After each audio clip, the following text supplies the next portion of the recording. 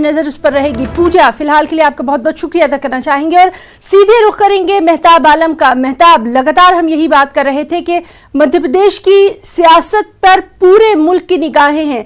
आज का दिन सबसे अहम। यकीनी तौर पर आज का दिन सबसे अहम है क्योंकि सुप्रीम कोर्ट ने अपना सुप्रीम फैसला सुना दिया है और आज जो फ्लोर टेस्ट होना वो भी फ्लोर टेस्ट 5 बजे तक मुकम्मल होना है।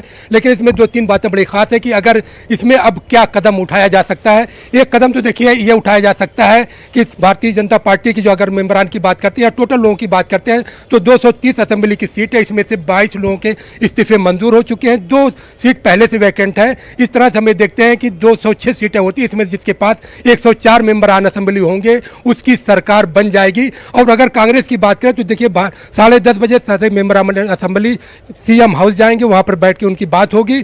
12 बजे सीएम कमलनाथ ने प्रेस कॉन्फ्रेंस को बुलाया, उसमें वो खुलासा करेंगे कि आज वो क्या करने वाले हैं। और 2 बजे से फ्लोर टेस्ट की कार्रवाई शुरू होगी। जिस तरह से जो है असेंबली में जो है कार्रवाई सूची जो जारी की गई 2 बजे का वक्त रखा गया है। देखिए अब इसमें कांग्रेस के पास 3 चीज़ें हैं, या तो कांग्रेस के तमाम मेंबरान असेंबली एक साथ इस्तीफा देकर जो है मिड टर्म इलेक्शन की मांग कर सकते हैं।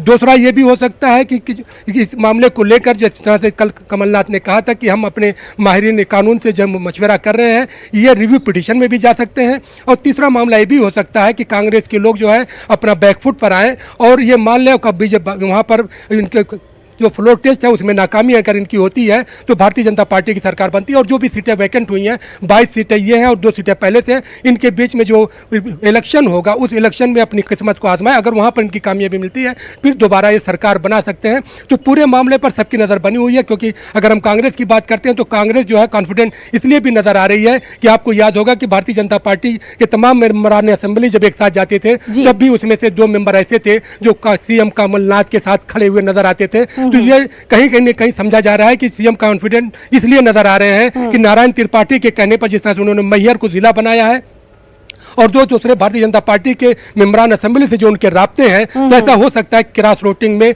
जिस तरह से भी कम जो है पीसी शर्मा ने ऐलान किया कि हमारे पास 105 मेंबरान असेंबली है, तो ऐसा हो सकता है कि अगर गणित ऐसा उनका कामयाब रहता है तो सरकार बच सकती है, वरना सरकार का जाना तय है। और मेहताब, यहाँ हमें यह भी नहीं भूलना है कि कमलनाथ बहुत बड़े खुद सियासत के चाणक्य माने जाते रहे हैं।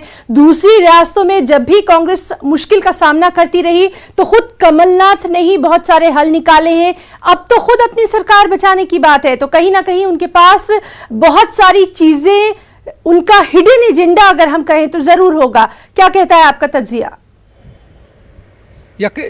देखिए यकीनी तौर पर अगर हिडन एजेंडा नहीं होता तो अब तक जो है ये अपने जो है फ्लोर टेस्ट के लिए इतनी लंबी रेस है, या सारे मामले सुप्रीम कोर्ट तक जाते ही नहीं, पहले ही ये बैकफुट पर आ जाते और सरकार बनाने का दावा जब पेश कर उनको दे सकते थे भारतीय जनता पार्टी को।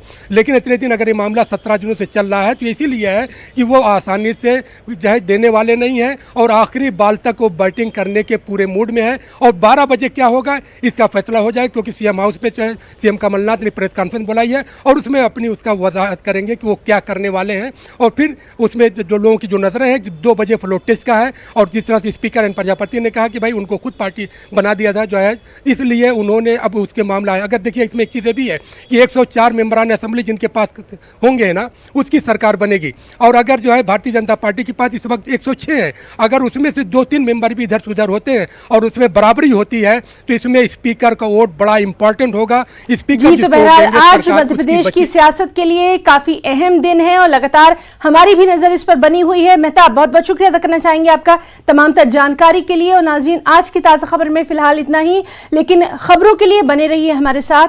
आदाब।